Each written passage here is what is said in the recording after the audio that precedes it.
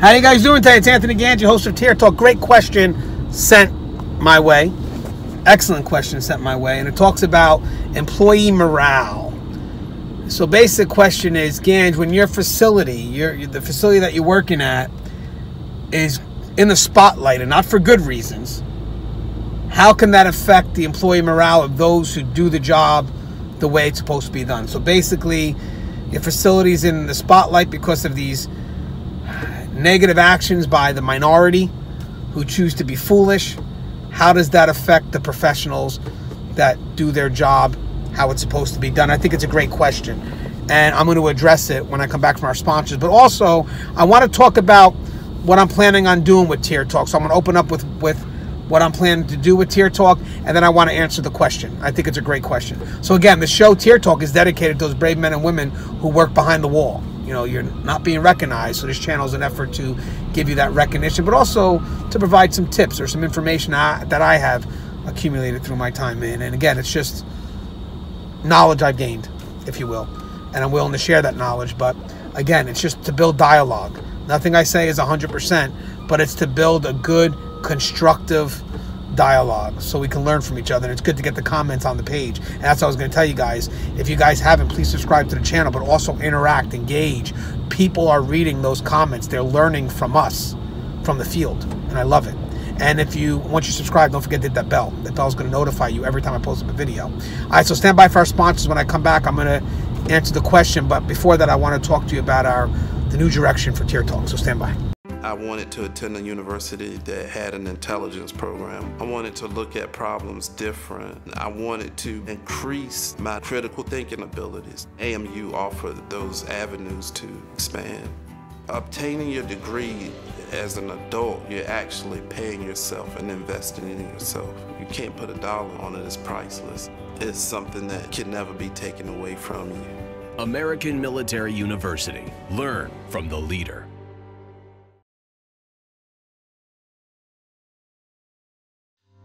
Being a corrections officer takes its toll on even the strongest individuals. The constant need to perform at the highest level, putting your life at risk in a hostile environment, and the mental scarring of traumatic experiences. 31% of corrections officers show symptoms of PTSD, and 66% of people with PTSD also suffer with a substance abuse problem. The Transformations First Responders program is specially designed to help veterans and officers heal from the grips of addiction and PTSD in a comfortable, supportive, and serene setting. You are not alone. If you have questions about the services we offer, give us a call at 866-762-8454 to get more information on this affordable and life-changing program. Thank you guys for listening to our sponsors. So real quick, before we answer the question, I just want to talk a little bit about what I'm going to decide to do with Tier Talk. So Tier Talk, I'm basically going to focus a lot on interviewing experts from the field. So again, if you have a story you want to tell, or you have information and you're in the field and you have experience, you have knowledge, I want to have you guys on. I want you guys to talk. I want you guys to have a voice and talk about your concerns, but also we're giving out information. You know, we're educating the public about who we are and what we do, the role we play in law enforcement. So I think it's good for it to come from not just myself, but from other people who kind of share in the same process that I have, you know, the same thought process. You know, basically I feel that corrections is not being recognized, and I feel there's a lot we could do to educate the public about what we do. And I would love to have more people sit on the show and just have a dialogue with me, a very constructive dialogue. And sometimes, even if we have people that may represent a different perspective, let's have them on. We don't have to argue. We can talk and see where their perspective comes from, and then try to see where the middle ground is, if you will, the middle road. Because again, the change that we want to have happen, we're going to have to go into the battlefield, because they're going to have to hear us. And sometimes we may have to compromise a bit, because right now we ain't winning. We're losing. So we're going to have to get into that battlefield and start listening to the other side and try to see where the roads connect. And I think that will make for great dialogue. And in the process, we can learn from each other. There's nothing wrong with that. There's nothing wrong with seeing where someone comes from. But then in the process, if I'm opening up to what you have to say, then in respect, you'll be open up to what I have to say. And then hopefully somewhere along the line, we start to get that middle ground. But the reason why I want to have more people from the front line on my show is because I want you guys to talk about those concerns, because you guys know those concerns best. And guys, there are people watching the show. There are people that, you know, are in high-level positions. You should see all these random requests I'm getting on LinkedIn. I mean, these are high-level government officials that are requesting my connection on LinkedIn. So people are listening to our perspective, you know. So again, I don't want to be the sole credit for this information, because I'm getting it from you guys. You know, I just am willing to go on air with it, you know, but I would like you guys to kind of get involved with it too. You know, we could share stories if we want, you know, or we could just inform. You know, I want to do an episode on the duty belt. You know, what should correctional officers have on their duty belt? You know, and I'm working on that.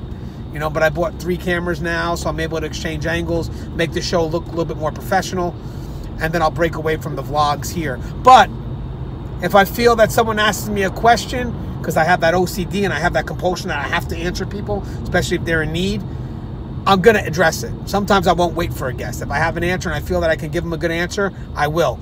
If I feel that I can't, I will try to get a guest who I feel is better equipped to answer that. But most of the time, the questions I get are usually questions I feel comfortable in answering, like today's question. So again, here I am on the vlog, and we're going to talk about employee morale and when the facility kind of has that negative spotlight on them. And again, we could all think of many reasons why a facility could have negative spotlight on them. Usually it's the actions of a minority of officers who do foolish things, and it casts a spotlight on the facility in a very negative way. You could see it. I know PA's got an issue with male officers and the female inmates. Some facilities have issues with drugs coming in that they believe is staff, because staff is getting caught up with it. But what they don't realize is that the staff that's being caught with the drugs is being caught by staff who's trying to do the right thing. But again, ultimately, we get painted in that generalized picture that if one officer does something foolish, it gets generalized to all of us. And unfortunately, that negative spotlight kills us. It kills us. And then it's funny, because I've had it happen to me. You know, people will find out where I work, then, you know, something about where I work, make it into the public spotlight, and then they'll ask me, like, so what are you doing over there? You know, so either you're implying that I'm doing something, or I'm allowing it to happen. And that hurts. It does, because I'm a professional. And I want that proper recognition. And it's funny, because the only time people would choose to recognize the work I do is not to properly recognize, it's just to kind of connect with the negative that's happened. Now all of a sudden people are interested about what I do, and now I'm just resistant to give any information, because where the information originates from, you know. So you want me to talk about the bad. I mean, sure, I could try to, and I'm good with this, trying to make the bad a good by giving you the balance, but ultimately your mind is set on the negative, and there's not much I'm going to be able to do to get you to think positive. It's just, you know, it just is what it is. That's why I always just try to put corrections into every conversation I have sometimes, just to kind of get that bits of information out there on a positive note. But most of the time when people ask about what I do, it's usually because they may have read something in the paper that's negative. Even if it doesn't apply to where I work, it may apply somewhere else. And they'll be like, hey, so what are you guards doing over there? And, you know, so I guess you guys just allow this to happen. It's just very condescending. So with that said, that destroys a little bit of how I feel about the job, because here I am being a professional, but then I'm getting kind of mixed in with those that are unprofessional. So when you have these negative things happening, no one's going to stick up and say, from the public, and say, hey, it's good that you're still doing the right thing. It's not. It's automatically, what are you doing? Are you doing something foolish? And no, that's not the case. So when a negative spotlight is cast on a facility, especially like if something makes it to the public domain and they understand, or they see what's happening and it's not good, we all get caught up in that. Every one of us. You know, so that one person can cause such a negative light on the system, and we all just get swept up in that. It's just sad, and at the end of the day, it destroys the employee morale. It destroys the employee morale.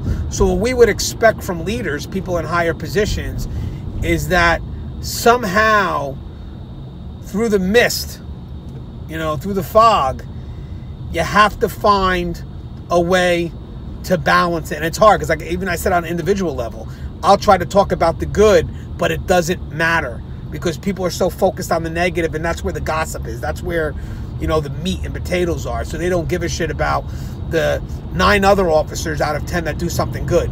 All they care about is the 1 officer out of 10 that does something negative. But what's different about me talking to someone on an individual level and someone talking to somebody on a greater scale is the amount of people that they can impact. Where me, I'm just talking to an individual who may have just wanted to hear this conversation because they want the gossip, they want the juice. But at the end of the day, when you're on a mass scale, there'll be some people that just happen to passively hear the information. They don't really have an agenda, they're just hearing the information, and they're open to hearing the other side, the good that's done. And they'll all kind of balance our argument out. So it's good that when we have, if there is something negative in the news, that someone in a higher position puts out the positive to balance the negative. As a reminder, yeah, we know what this happened, but don't forget that there's still another 99% that are doing these things, and that's what's supposed to be done. That's what we expect of them. But unfortunately, we don't get that. We get people in higher positions that are quick to fold and then go back and say, well, now we have to revamp the whole system based on the actions of this one individual. And that kind of makes people think, well, wait a second. I've never done anything wrong. My partner's never done anything wrong. So when you say you're going to revamp the whole system because the whole system is at fault, you're including the people that were professional. So maybe it's just even the wording. Maybe it's just the wording or how it's said, but unfortunately the way it's being said is really putting a negative connotation on the professionals who come to work and do their job how it's supposed to be done. So when the person asks the question, does it affect employee morale? Of course it affects employee morale. Of course it does, because no one's protecting those who are doing the right thing or giving the balance needed so we can separate the bad from the good. Instead, we all get compiled into that negative minority who does something foolish, and now unfortunately that foolish act becomes a general definition of what we all do. So what people need to do in the higher ups, because they can get to people in masses, again, you're going on the media, there's more people listening to you than me having a one-on-one conversation with my toll booth collector, who as I go by always asks me, how's it like in the correctional facility today? And trust me, if he's reading something negative, they'll ask, hey, what's going on down there? What are you guys doing? Well, I'm not doing anything. But at the end of the day, the higher ups can get to more people. And what they need to do is they need to balance the information, which means that one thing is you need to isolate the negative from the positive so we could still hold our heads up high, and then also find a way to balance that good. When someone says something negative, start off with something positive. When I went on to CNN with Anderson Cooper the first time we talked about the escapes from New York, I knew that they were going to hit me up good, because there was no way I can support the actions that happen at that facility from all levels, from a civilian level, from a custody level. It was just complacency upon undue familiarity. So I started off, the first thing I said, guys, and go back and check out that interview, was corrections is an honorable profession. And there are people behind that wall that do the work that must be done to protect the public. I mean, not verbatim, but I did give the plug to the field and the people that work in the field, that we owe them a sense of gratitude. Now that opens up the door to say, okay, now that I got that out, now I'll go ahead and let's talk about the incident. But I wanted people to know that that incident, and I think this is pretty much what I said, doesn't define who we are. If I remember that. I think I definitely said that. This doesn't define us. You have to know that this incident doesn't define who we are. And that's great, because now what happens is the people that listen to what I'm saying can now focus more on the individual as opposed to the profession. And then when they look to fix something, the changes matter. It matters. Because a lot of these people are putting their names on stuff that already exists. And they're going back and saying, yep, we fixed it. No, you didn't fix it. The person that did something foolish, yes, they were removed, but the other 99% always did what they were supposed to do. So all we did was get rid of the cancer. But every field is going to have that. You're going to have your dirty officers, unfortunately, your dirty civilian staff. You have dirty police officers too. You're going to have dirty politicians. It is what it is. It's human behavior. At the best, we exhaust what we could. Background checks, good academy. We try to promote solidarity, you know, but you're going to get people that just go through the cracks. So all we ask from a higher level, because you have the ability to talk to the masses, is separate the bad from the good. Let the public see that. See, at my point, individual level, it doesn't matter. Because the person had this communication. We know what sparked the communication. So we know for a fact that this person already has his mind set. They know the answer. And if we go to kind of veer off that answer, it doesn't matter. They want to hear the gossip. They want to hear the meat and potatoes.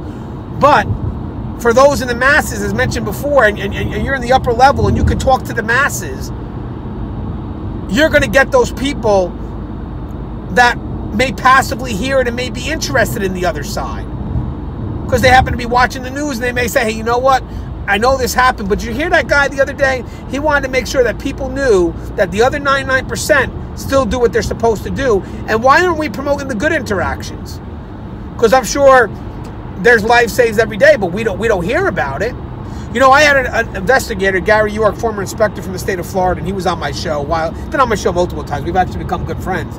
But when I first had him on my show, it's got to be almost 5 years ago, at least over 4 years, I was nervous because he wrote a book about corruption behind bars and corrupt acts. And I was nervous. I was nervous because I didn't know how my audience would take this. But then I said, you know what, guys, we have to be open to the negative. We have to be open to that, because if not, we're not going to be able to inform the good. You know, we have to know what people think so we can start from that perspective. And what connected with me at the very beginning with him was what he said. I want people to know that 99 or 95% of officers do what they're supposed to do. This book was written about that minority of officers that don't. And don't let any of this, of what I wrote, put a blemish on the brave men and women who work behind that wall. What a great balance. Now that opens me up to say, hey, let me have you on my show. You know, let me hear what you got to say. Because you balanced it. Now I can still hold my head up high because I'm not being caught up with this other guy's bullshit or this other female's bullshit. I'm actually able to hold my head up high because I've been separated from that. You know? And I think that can hold weight. And I think that can help with the employee morale. So when the facility's in that negative spotlight and you're getting damned left and right, find time to tell the masses. Now this goes to the higher ups, because you have the ability to hit the masses. You have the ability to get the people that, you know, passively collect the information, that don't have an agenda. Because trust me, the people that ask us have an agenda. They want the gossip. And you can bring that balance at a greater scale. And that will help us. Because then when we go back to the job, we may even say, hey, you heard what he said though, right? Sure, we're going through a lot of shit, but let me tell you something. That person that spoke on our behalf made sure to let the public know that's not all of us. And you know what? I'm good with that. I'm good with that. So I guess we're just asking for people to separate the bad from the good and in some way balance it. When a few people do something foolish, we have to find a way to protect the many who didn't, so they don't get caught up and get destroyed by public perception. So that's the end game here, guys. How do we protect the many over the foolish acts of the few, especially when that public spotlight's on them? And I think that's the way to do it. Isolate and balance the good with the bad. As always, guys, the show is Tear Talk. Love you guys. Stay safe if you haven't, guys. Please subscribe, interact, engage, and hit that bell. That bell's going to notify you every time I post up a video. As always, guys, stay safe.